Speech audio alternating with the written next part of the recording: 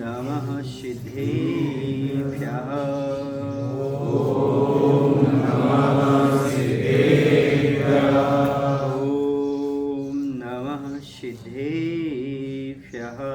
ॐ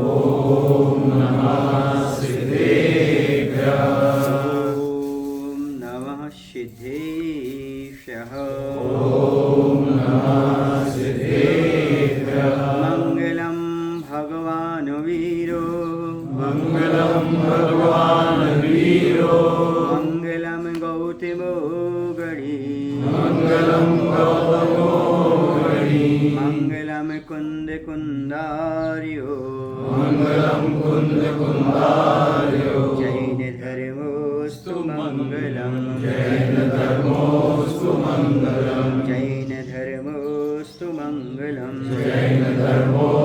मंगलम बोले अहिंसा परमो धर्म की जय। देवाय श्री महावीर भगवान की जय। आचार्य गुरुदेव श्री विद्यासागर जी महाराज की जय। आचार्य समय सागर जी महाराज की जय। मुनि श्री कुंतु सागर जी महाराज की जय।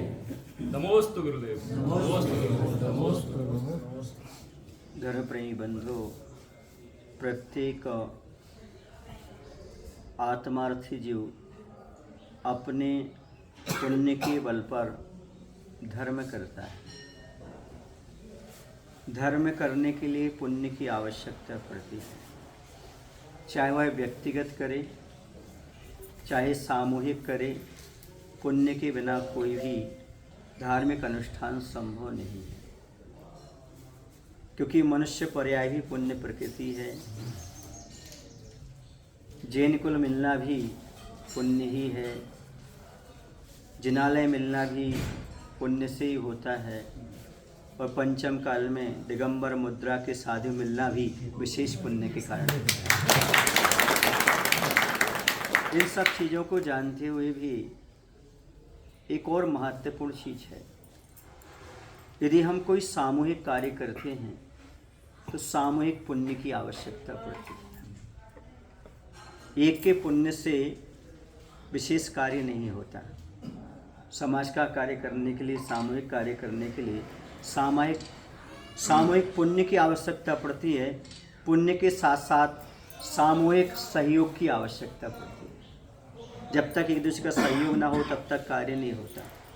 क्योंकि आप सभी सामाजिक प्राणी हैं, समाज में रहते हैं, तो कोई भी कार्य होता है तो बिना एक दूसरे के सहयोग के नहीं होता। चाहे शादी विवाह हो, चाहे आपकी दुकान हो, चाहे नौकरी हो, चाहे धार्मिक अनुष्ठान हो, सब सामूहिक हुआ करती है। अब जैसे हमारा पूना का प्रवास हो रहा है, अब आप ये भी मान सकते हो कि महाराज पूना में आ रहे हैं, आप ये भी मान सकते हो कि महाराज हमारी कॉलोनी में आ रहे हैं, आप ये भी मान सकते हो कि महाराज हमारे घर आ रहे हैं। सुन रहे ना? तीन मान्यताएं हमारे पास हैं। तीन मान्यता ये भी है कि महाराज जी पहुंच रहे हैं वहाँ, तुम्हारे सौदागर पिंपले सौदागर पहुंच रहे हैं। दूसरी मानसिकता ये भी हो सकती है कि महाराज जो हैं हमारे नगर आ रहे हैं। तीसरा ये भी हो सकता है हम सबका कल्याण होगा महाराज के आने से। तीन बातें होती हैं। यदि आप ये मान के चलते हैं कि वो पिंपले सौदागर के लिए आ रहे हैं, पर अपने कल्याण की बात नहीं होती। यदि ये होता है कि महाराज मात पंचकर्णक के उद्देश्य से आ रहे हैं, तो आत्म कल्याण की बात नहीं होती, बल्कि ये मायना हो जाए कि साधु आ रहे हैं तो इससे हमें क्या लाभ लेना है, हमारा इसमें क्या कल्याण छुपा हुआ है, हम कितना लाभ ले सकते हैं, कितना क्या कर सकते हैं। ये भावना से करेंगे तो अपने आप में कार्य हो जाएगा। ना तो 22 किलोमीटर दूर होगा, सुन रहे हो मनीष, ना 10 किलोमीटर रखरेगा, न 100 किलोमीटर रखरेगा। यदि ये मालूम पड़ जाए कि हमारे कल्याण के लिए हो रहा है। पंचकर्णक भगवान का अपने जीवन में हो गया, पर हम पंचकर्णक क्यों करते हैं? हम अपना कल्याण करने के लिए करते हैं। भगवान का निमित्त बना करके हम अपना कल्याण करते हैं। अब इस कल्याण में हम क्या सहयोग दे पाते हैं? तन से, मन से, धन से, समय से। समय का भी दान बहुत बड़ा महत्वपूर्ण चीज़ होती है। यदि ये सब कर लिया तो समझिए अपने कल्याण के लिए हो गया, अपने लिए हो गया। सबसे पहले तो ये मानसिकता हमें बनाना है कि उद्देश्य मात्र पंचकर्णक नहीं है, उद्देश्य हमारा आत्म कल्याण भी है। क्योंकि पंचकर्णक इसलिए किए जाते हैं, ये तो निमित्त मात्र हैं। देव शास्त्र गुरु को निमित्त बना करके हम अपनी आत्मा को उस रूप ढालने का प्रयास करते हैं, उस रूप बनाने का प्रयास करते हैं कि भगवान जैसे आपने सब कुछ किया मैं भी कर सकूं। क्योंकि हमारा उद्देश्य वंदे तद्गुण लब्धे। भगवान आपकी वंदना, आपकी स्तुति, आपकी आराधना, जो भी हम क्रियाएं कर रहे हैं उसका उद्देश्य आपके गुणों की प्राप्ति होना।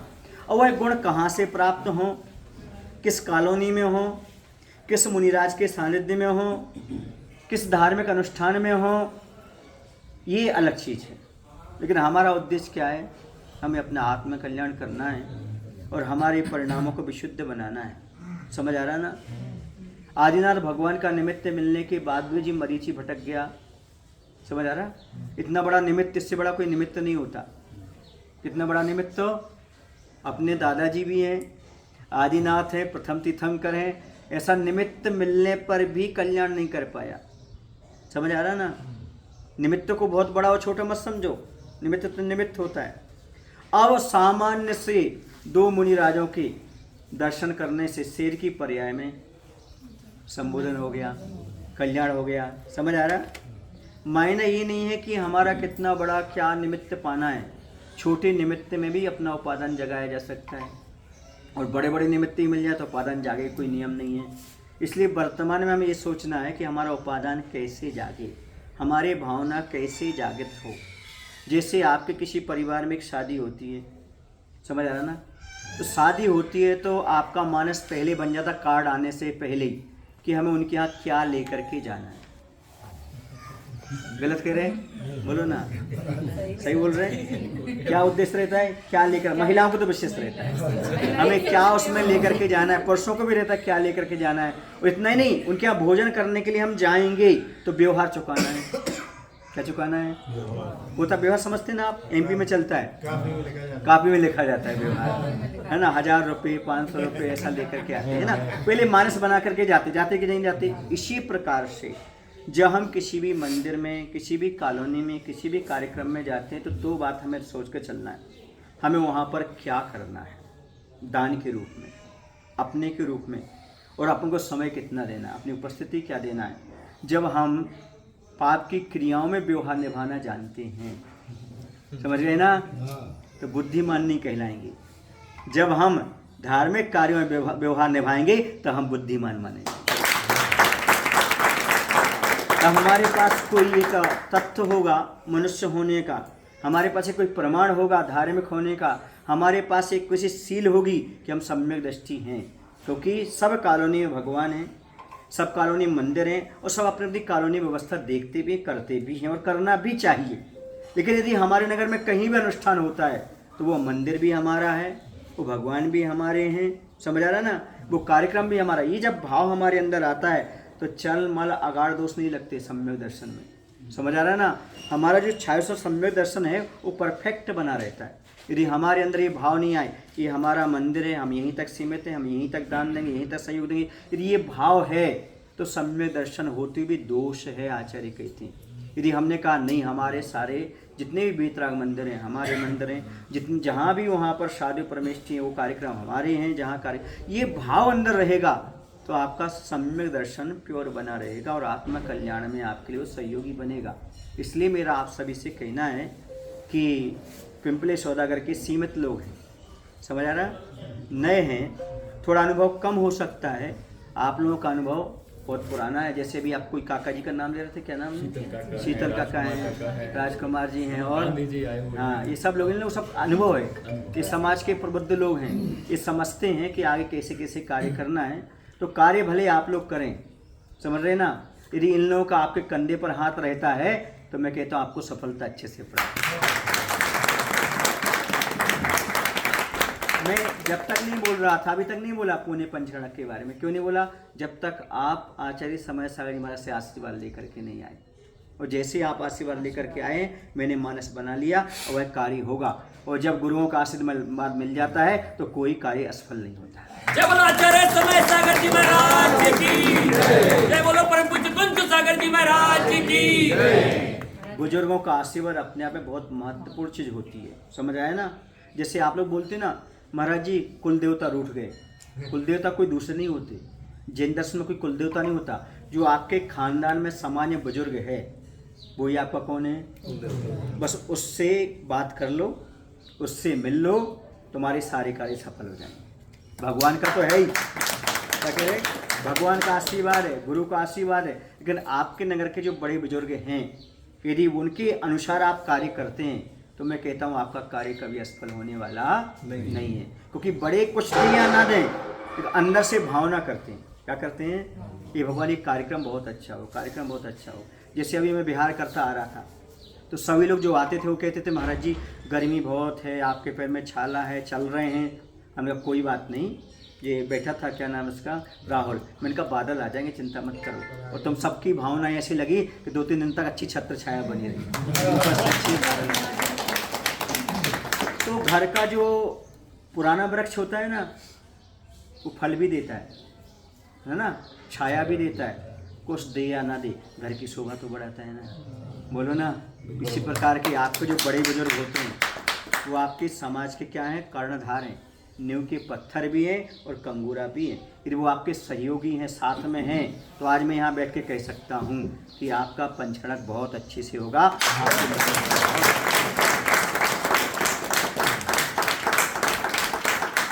क्योंकि सभी लोग आपके साथ हैं, समझ रहे हैं ना। अब किसी की मजबूरियां हैं, नहीं आ पाए, कुछ आगे आकर के आपका सहयोग देंगे, किसी न किसी रूप से आपको मिलेगा, सब बढ़िया होगा, मुझे विश्वास है। क्योंकि यहाँ जितने भी आए हैं मैं ये मानता हूँ ये देवशास्त्र के ऊपर श्रद्धा रखने वाले हैं, पक्के हैं। तो जो देवशास्त्र के ऊपर श्रद्धा रखता है, विश्वास रखता है, वो कुछ ना कुछ देने का भाव भी रखता है। जिस पर श्रद्धा है, जिस पर विश्वास है, उसे कुछ ना कुछ देने के भाव अपने आप हो जाते हैं, समर्पण करने के भाव अपने आप हो जाते हैं। यदि कोई व्यक्ति 50 किलोमीटर चल करके आ रहा है तो श्रद्धा के बिना नहीं आ सकता, भक्ति के बिना नहीं आ सकता। ये हम भी जानते हैं और आप भी जानते हैं। ये सारे कार्य आप जो कर रहे हैं ये बहुत अच्छा है, सबको लेकर के कर रहे हैं, ये भी बहुत अच्छा है। और मैं तो आपको बता दूं, मैं पिंपले सौदागर नहीं जा रहा हूँ, मैं पूना जा रहा हूँ।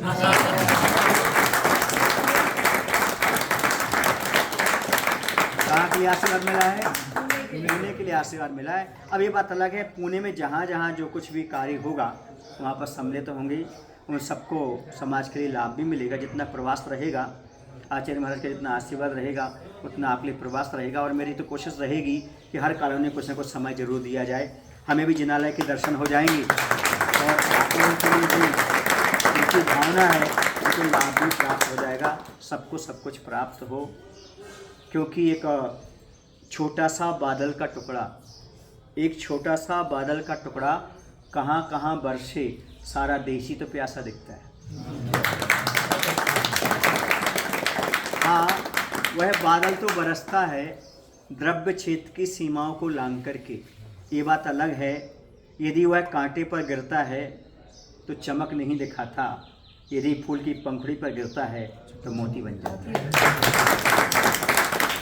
इसी प्रकार से साधु संत अपना आत्म कल्याण करते हुए सभी के कल्याण की भावना लेकर के चलते हैं। और ये भाव मत सोचना कि हम पंचकर्मा कर रहे हैं, बल्कि ये सोचना इस उद्देश्य से हम अपना कल्याण कर रहे हैं। हम जितना इसमें तन मन धन दे पाएंगे उतना हमारा कल्याण होने वाला है। आप सभी लोग एजुकेटेड हैं, ज़्यादा उपदेश देने की आवश्यकता नहीं है। आप समझते हैं जितना अच्छा और सही बीज खेत में डाला जाएगा 100 गुना प्राप्त होगा। आप समझते हैं जितनी अधिक अवधि के लिए बैंक में पैसा डाला जाएगा उतना अधिक ब्याज मिलेगा। बस यही श्रद्धान करना कि ये अहिंसा की बैंक है, धर्म की बैंक है, जो जितना इसमें डालेगा 100 गुना नहीं मिलेगा, 1000 गुना नहीं मिलेगा, आचार्य कहते हैं अनंत गुना मिलने वाला है। भले जो अनंत धर्म ध्यान की भूमि विषय बोले, तो धर्म ध्यान की भूमि में एक भी दाना डालता है तो अनंत गुणा उसको प्राप्त होता है। इस बात को हमेशा याद रखना। अब आप यहाँ आकर के बैठे, आपने पंचकर्म के बारे में सोचा, जिसने भी मानस बना लिया होगा कि मुझे वहाँ इतना लेकर के दान करना है, इतना भाव बनाना है, उसका पुण्य अभी से शुरू हो गया। सुन रहे आप लोग कि नहीं? ये एफडी ऐसी नहीं है कि आप जब वहाँ पर डालो तभी मालूम पड़े। नहीं, कर्म को मालूम पड़ गया। किसको मालूम पड़ गया? कर्म को मालूम पड़ गया कि तुम इतना दान करने वाले, इतने भावना रखने वाले हो, अभी से आपका पुण्य शुरू हो गया, कोई नहीं रोकने वाला। अभी से आपकी समृद्धि शुरू हो गई। देखो मैं आपको उदाहरण दे दूं, जिससे भगवान का समोषण विपुलाचल पर्वत पर आया था। कहाँ आया था? और मेंढक भाव लेकर के चल रहा था। चल रहा था कि नहीं चल रहा था? वो पहुंच पाया क्या? बोलो ना। लेकिन जिस समय से उसने भाव करना शुरू किया था, उसी समय उसके देवत्व प्रकट हो रहा था। उसे कौन सी आयु मिली? और राजा सैनिक के हाथी के पैर के नीचे आकर के मर गया। लेकिन राजा सैनिक के पहले, बात समझ में आ रहा है ना? बस इतना ही आप करना, भले आप कितने भी दूर हो, फुदक फुदक करके एक पंखुड़ी ही सही लेकिन लेकर के आना। मैं कहता हूँ आप पंचकर्णक में सबसे पहले पहुँच उसका लाभ। ये मत समझना मैं छोटा हूँ वो बड़े हैं, ऐसा कुछ नहीं है, ये कुछ मत सोचना। आए समझ में? राजा का आधा राज्य एक दान है, गरीब व्यक्ति की 4 रोटी में 2 रोटी आधा राज्य। समझ आ रहा आपको? यदि उसने आधा राज्य दिया है और तुमने 2 रोटी दी है, बराबर मान के चलना, क्योंकि आपका राज्य कितना था? 4 रोटी का 2 आपने दे दी। उनका राज्य कितना था? पूरा, उसने आधा दे दिया। ये मत समझना कि मैं छोटा हूँ, कमजोर हूँ, बिल्कुल मत समझना। ये जैन दर्शन है। कौन सा दर्शन है?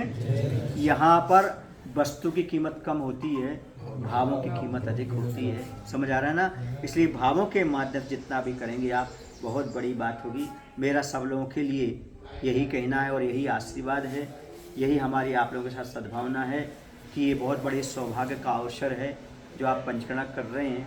समझ आ रहा है ना? सारे देवता लोग उतर करके पंचकर्णक मनाते हैं। एक वैमानिक देव होते हैं, वो कभी नहीं आते, लेकिन भगवान की दीक्षा कल्याण में अवश्य आते हैं। एक भाव अवतारी होते हैं, उसी भाव से दूसरे भाव से उनको मोक्ष जाना होता है, वो भी पंचकर्णक में पीछे नहीं हटते। समझ आ रहा है ना? यदि आप लोग निश्चित मुमुक्षु हैं, आत्म कल्याणार्थी हैं और सम्यक दृष्टि हैं, तो आपका कर्तव्य बनता है 6 दिन सारी बातें छोड़ करके मात्र पंचकर्णक में लग जाओ। बस यही हमारे, बस याद रखना, कोई भी कार्य करना बड़ों का आशीर्वाद लेकर के करना। समझना, यही अपना सबसे बड़ा उद्देश्य रहना चाहिए। अनुशासन के साथ, बड़ों के आशीर्वाद के साथ कार्य करोगे, कभी भी आप जीवन में असफल नहीं हो सकते। ये सबसे बड़ी हमारी गारंटी है। मैं यही गारंटी देता हूँ, बड़ों का आशीर्वाद कभी असफल नहीं होता। क्या नहीं होता? कभी असफल नहीं होता। धन की दौलत बाद में, पहले आशीर्वाद की दौलत लेकर के काम करो। जैसे आप अभी ऊपर से लेकर के आ रहे हैं और महाराजों का भी आशीर्वाद लेकर के आ रहे हैं। हमने सुना है, ये सभी लोग बता रहे थे, सबका आशीर्वाद लेकर के आ रहे हैं। निश्चित है आपका कार्य सफल होगा। अब समाज के लोग तो आपका सहयोग देंगे, मुझे यकीन है, विश्वास है, क्योंकि ऐसा अनुष्ठान कोई नहीं छोड़ेगा। सम्यक दृष्टि तो नहीं छोड़ेगा, जिसको आत्मकल्याण करना वो तो नहीं छोड़ेगा, वो आकर के सहयोग देगा। ऐसी मेरी भावना, इतना ही पर्याप्त समझता हूँ। बोले महावीर भगवान की जय। आचार्य गुरुदेव भगवान श्री विद्यासागर जी महाराज की जय। आचार्य समय सागर जी महाराज की